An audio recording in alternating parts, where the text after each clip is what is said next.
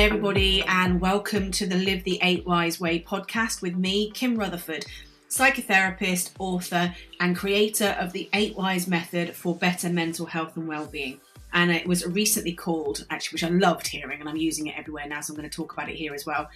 8 Wise has been called the blueprint for better mental health, or better optimal mental health and well-being as well, which is lovely. It's lovely when other people are experiencing it and doing training and reading the book and realizing that this is providing them with, the blueprint for them managing their own mental health and well-being. It's really, really important for me that people were able to use it and understand it. So it's great that the feedback is coming back like that.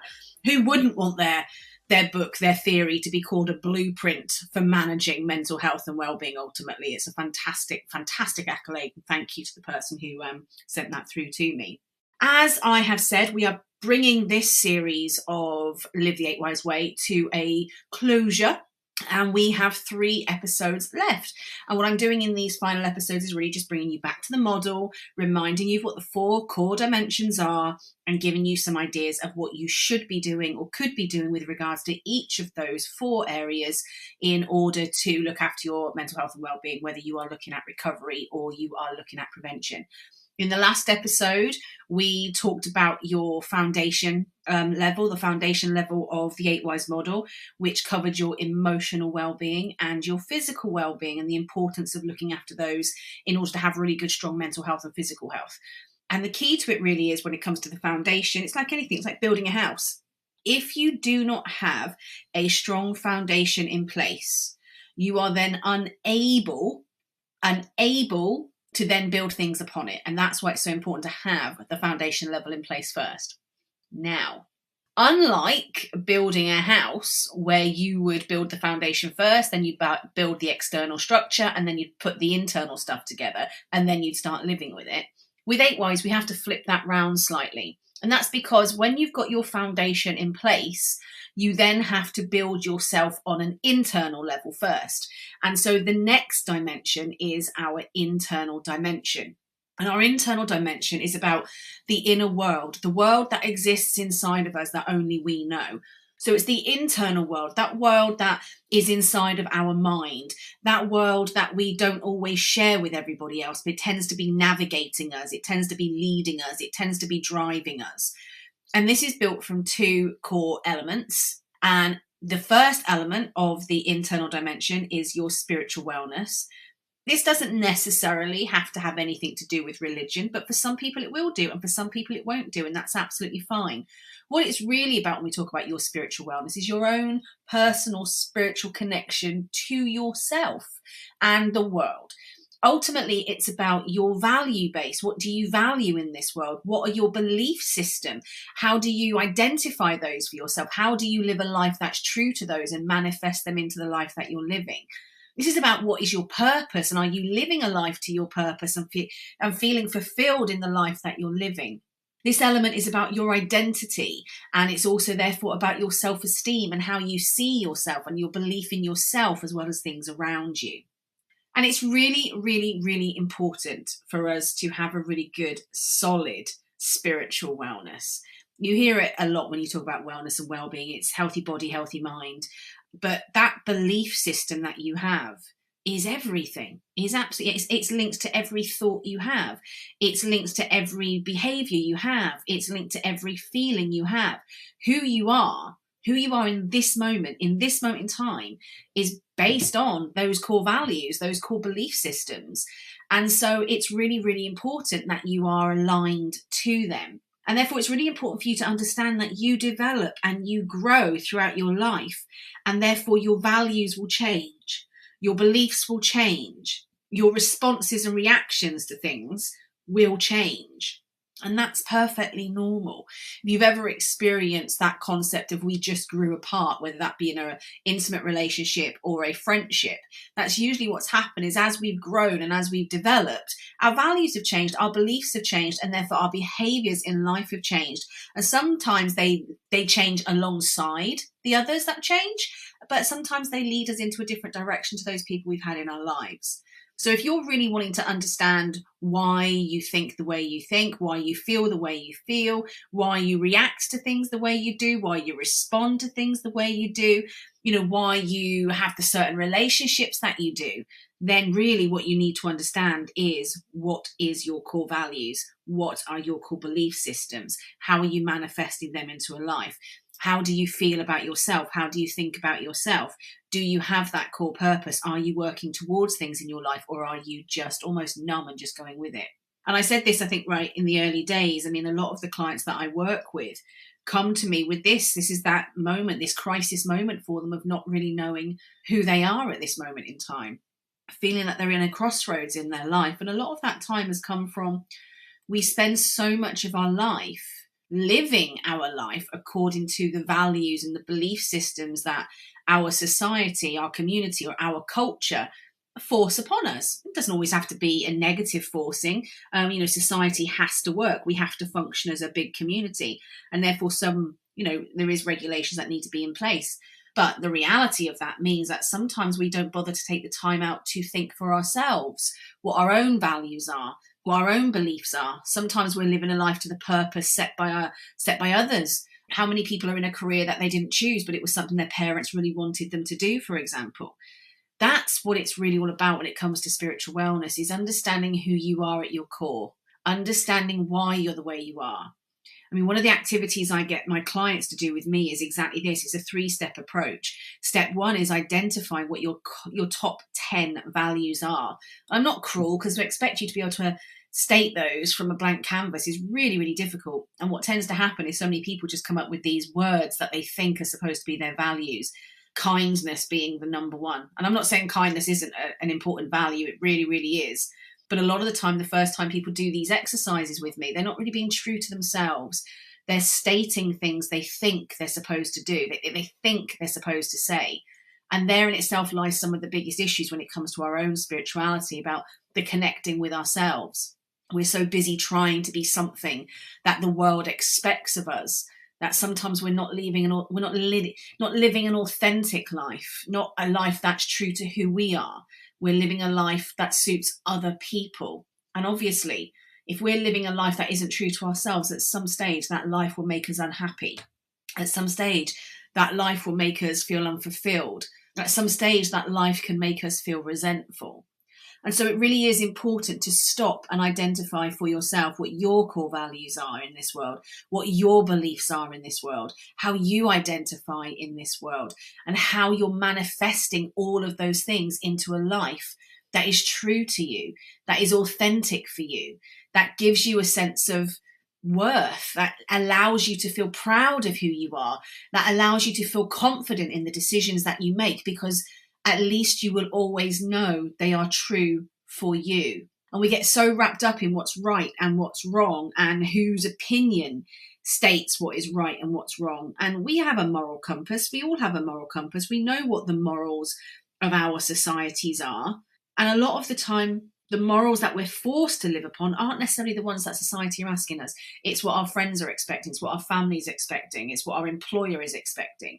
And they're not bad to live by. But again, what you want to be doing is trying to surround yourself with people and a life that is more authentic to you. So, for example, it is highly unlikely that someone who is vegan, who has a very true core value base, moral compass and belief system linked to the entire structure of what veganism is built on, they're never going to go and work in a slaughterhouse just because that's the only job available to them. That's not going to happen. Even on paper, it wouldn't happen. Yet so many of us, and I know that's an extreme, that is a vast extreme, but sometimes that's what we're doing. We are doing this exact work. We are living a life, or being forced to live in a world or in a life or create a lifestyle that isn't true to who we are. And can you imagine if you spend years and years and years living a life that isn't true to who you are, that goes against what your inner thoughts are, goes against what your inner feelings are, goes against what your belief system is? Eventually that chips and it chips and it chips away at you. And you get to a stage where it either can break you, or you get to that crossroads and you feel incredibly lost and you feel incredibly alone and you feel confused. And in some cases, you feel like a failure. And what's crazy is you feel like a failure because you haven't achieved what the world has told you to achieve as based on the box it's telling you to live in. Or actually, so many of us achieve greatness in our own world, in our own life, and what greatness is to us when we start to acknowledge who we truly are, when we start to acknowledge what we truly want, when we start to acknowledge the life that means something to us, what values mean something to us, what beliefs mean something to us. It's only then can we really carve out a life that leads to a purpose, that represents who we want to be in this world, what legacy we want to live and leave behind in this world. And so it's really, really important to stop and get to know yourself again on that level, to understand yourself on that level, to connect with yourself on that level. And the only way to do that is through self-reflection. There is no other way to do that. You have to put the time and effort in. You have to allow yourself to sit and think and connect and review the things that you've done. If you go to my website, for example, again, because an awful lot of what I do on this podcast is so that you can follow the concept of the book and you can follow the process of the book in order to create, your own mental health and wellbeing program for yourself. And like I said, I appreciate not everybody wants to write in the book. So all the worksheets that are in the book are available on the website for download. And one of the big ones is the timeline. And the timeline activity can be used in so many different ways. I get people to use it with regards to identifying, what they would say are their core negative and positive memories, just so we can start to see if there's a pattern. We start to look at people who perceive their life on failures and successes and see what pops up. But you can also do it with regards to your belief system and start to understand which periods of your life were you living by your values and beliefs, or were you living by somebody else's? And it gives you some indication of how happy you are doing that. So I would definitely, I recommend to you, if you know that you need to start looking at your values and your beliefs, you need to start building that self-esteem, you need to start building that confidence level in yourself and who you are and what you believe in, then go and have a look at that piece of work. Go and have a look at that chapter in the book and do some of the exercises that are in there. Start to identify your core values. Start to understand where your values have developed from. Start to understand how those values impact your life in a positive way and in a negative way. Understand how those values impact the lives of others, so you can see how they have built you as a member of this society and built you as a member of your local communities and your family and your friendships. Have a look at how those values connect to your belief systems. And a good way of doing this, and one of the most popular and common ways that I work with, is if you're not sure what your values and beliefs are, have a think of the things that really upset you in this world. Have a look at the big picture. Have a look at the global issues that bother you. Have a look at conversations that have bothered you. What that will tell you is the types of things that don't sit well with you, things that go against what you believe in. And that starts to help you understand what your core values and your core belief system are. And that alone will then help you to start identifying what you want your purpose in this world to be. But if you want to be a happy, healthy person, mentally and physically, then you really do need to spend some time doing the self-reflection on that inner world regarding your spiritual wellness. Who am I? What do I believe in? What do I value in this world? What is my purpose? Why am I here? What do I want my life to represent? What do I think about myself? What do I like about myself? What do I dislike about myself, and can I change that? The key is to get to self-acceptance, to know yourself, to love yourself, to acknowledge yourself on every level, the good, the bad, and the ugly, and understand that you're doing the best you can. Then that links to those bigger spiritual elements that go outside of that. That might be religion for you. It could be other spiritual behaviors, other spiritual activities that mean something to you.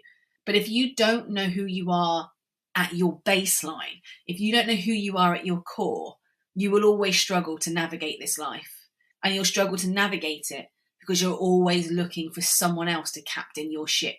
You're always looking and asking someone else to move you in a direction. And when you put that much faith in other people, you're always going to be let down somewhere.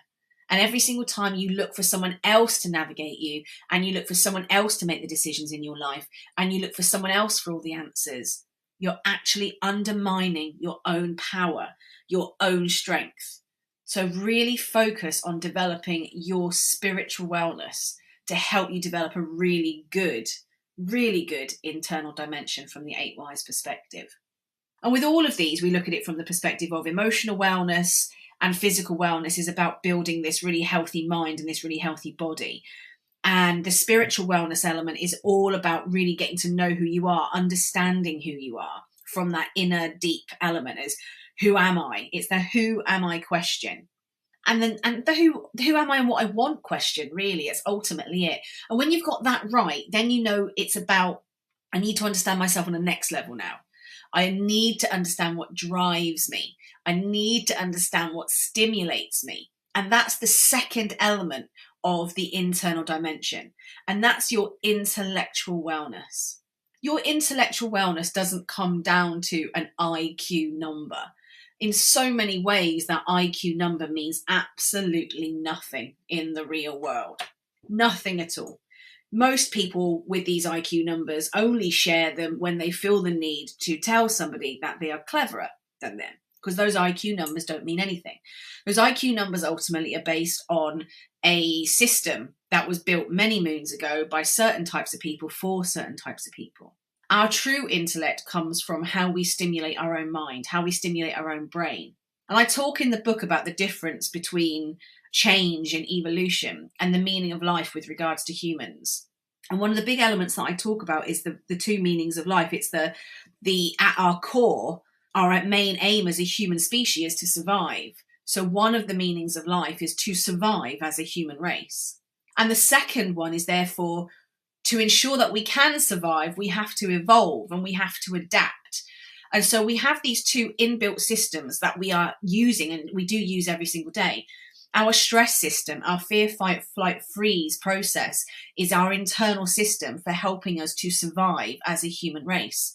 As uncomfortable as stress can be sometimes, stress is a really important factor for us to help let us know that we could be in danger or we need to get ourselves out of a situation.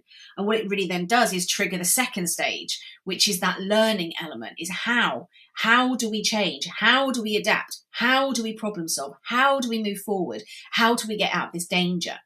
And that's what the intellectual wellness element is really all about. It's how do we stop living in a comfort zone that enforces us to be trapped in a life that isn't healthy for us long term. We are built for evolution. We are built to keep developing and growing. Our brain is a tool for learning. It's why you have the ability to learn and to retain information and to hold on to memory. And it's why different brains do that in different ways. Now, for example, I am horrific at maths. Numbers is not my thing. It's like a foreign language to me. Yet I'm really good at other things. And those people that are great at maths, in some worlds, they're seen as the most intelligent people in the world. Now, in another world where you're with a musician, for example, and they can speak the language of music and they can express themselves through music and they've got that amazing ear where they can hear music, they're a genius in their world. And suddenly you start to realize that intelligence is not about reading a book and remembering everything. It's not going to school and passing a test or passing an exam.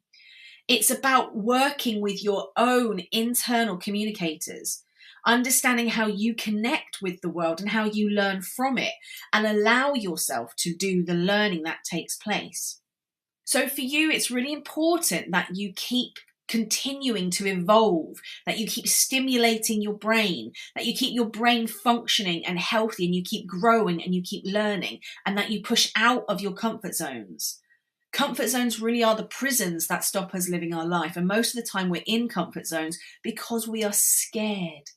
We are scared to try something new. We are scared to try something different. That's when anxiety takes hold.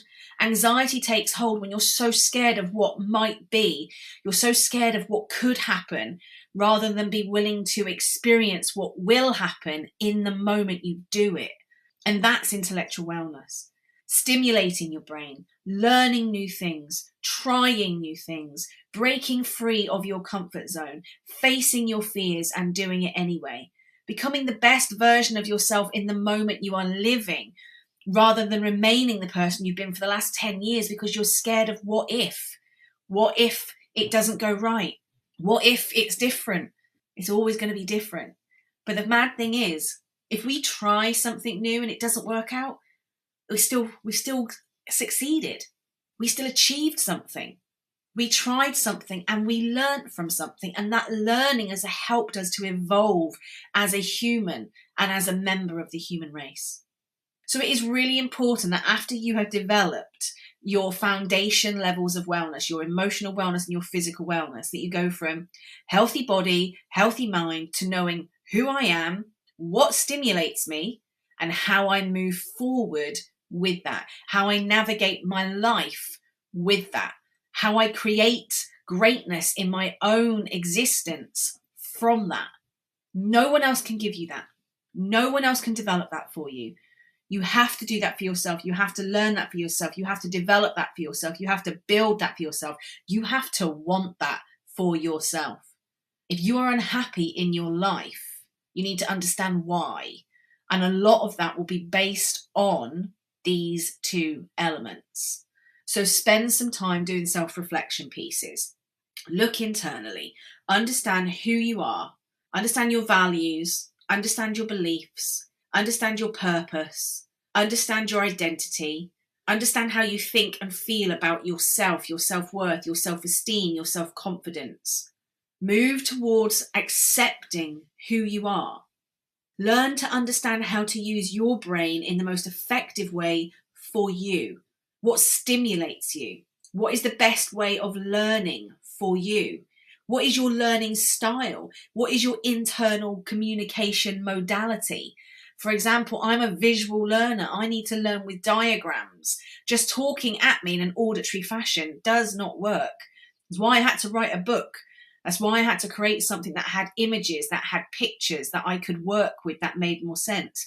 If you come on any training that I do, it's diagram led. There'll be discussions. There will be lecture-based stuff. There will be discussions. There will be activity, but there will be lots and lots of visuals, making sure that I am catering for everybody's learning style so everybody can learn the best that they can from it.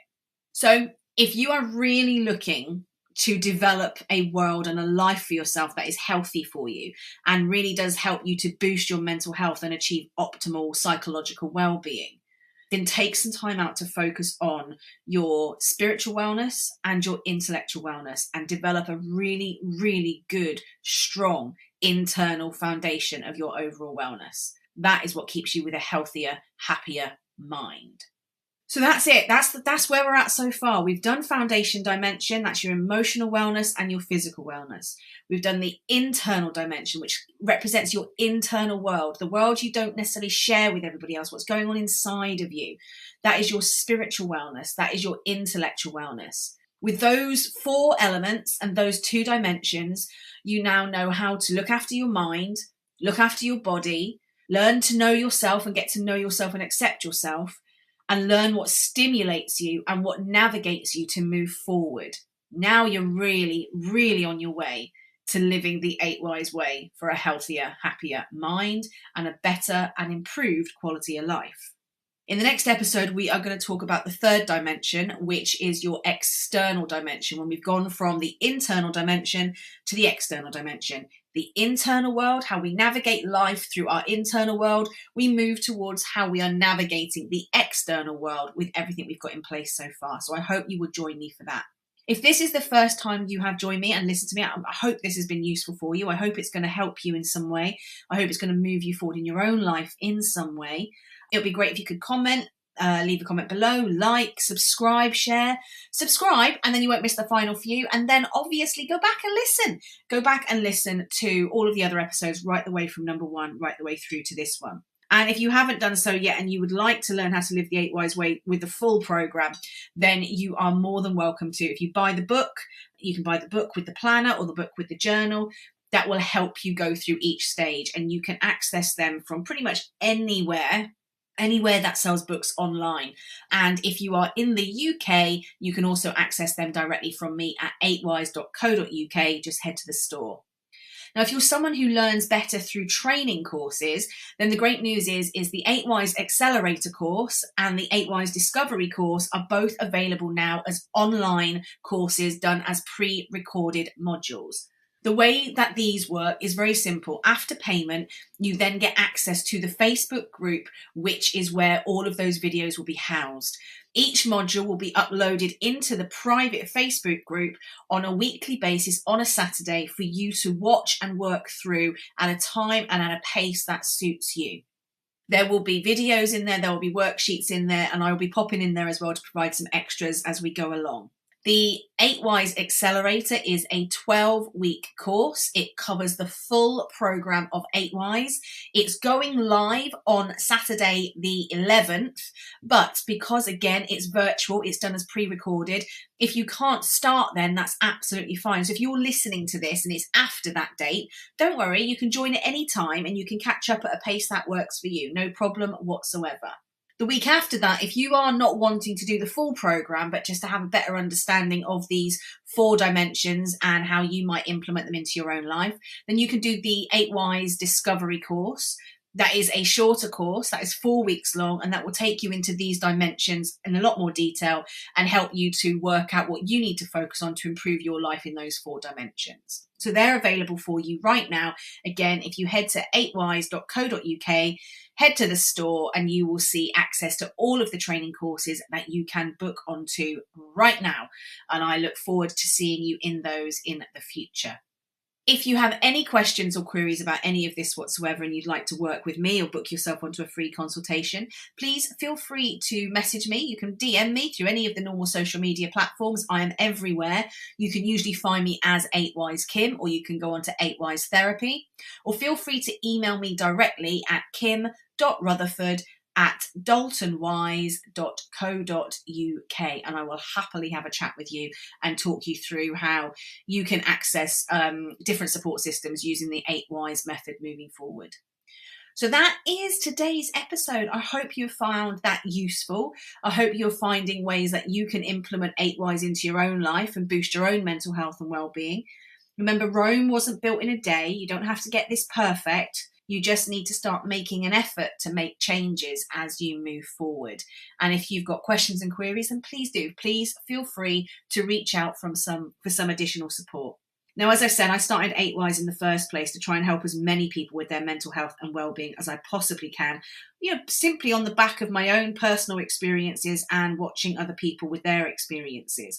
And I know that there's somebody right now feeling very alone and not knowing what to do, and maybe they don't have the funds to go out and get some support, and maybe this podcast might give them some of the support tools that can help them to recover from maybe some of the mental health issues they might be having, or prevent themselves from going into that route in the first place. So it is really important that you can share if you can, and point people in this direction. Share, like, comment, all the usual stuff that everybody's always asking you to do. I would really, really appreciate it if you could do that. And let's try and reach as many people as we can. Let's try and stop people suffering if we can. We don't have the power to change everybody in the world, but if we can just get tools to them that people can help use for themselves, then maybe we can just change someone's life today. Wouldn't that be a wonderful thing between us? So thank you so much for joining me today on the Live the 8 Whys Way podcast. I look forward to having a chat with you in the next one when we talk about the external dimension. So thank you very much. That's me signing off, Kim Rutherford, psychotherapist, author, creator of the 8 Whys methodology, which you have now identified is the blueprint for optimal mental health and well-being. Take care, and I will chat to you soon.